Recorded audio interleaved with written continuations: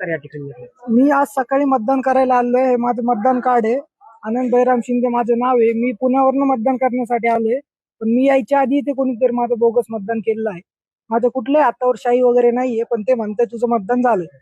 तर मी आता काय करायचं मला हे माहित नाही. नाही, आता तू कोणाशी बोलला काय चल? मी अधिकाऱ्यांशी बोललोय, ते थांब थांब म्हणताय, कोण येणार आहे, पण मला वेळ नाही. मी थांबू शकत नाही. मला काम आहेत नाही. काय मागणी आहे तुझी नेमकी? मला तेच सांगायचं, मतदान झालं कसं काय माझं बोगस? तुम्ही करताय काय तिथे? व्हेरीफाय काय करताय? म्हणजे मी आज माझ्या आजोबाचं मतदान करून आलो, चालणार का त्यांना? तो मतदान आहे तुझं? माझं पहिलं मतदान. मी नाही करणार इथून पुढे मतदान.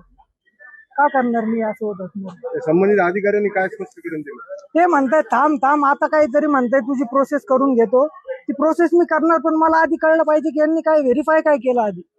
माझं आधार कार्ड पण इथं नाहीये. माझं फक्त मतदान कार्ड घेऊन आलोय आणि तो एक जण म्हणतोय की तू चालता, तर मी गेलोच नव्हतो. तुम्ही ते बोलून घ्या, बघा काय काय. मी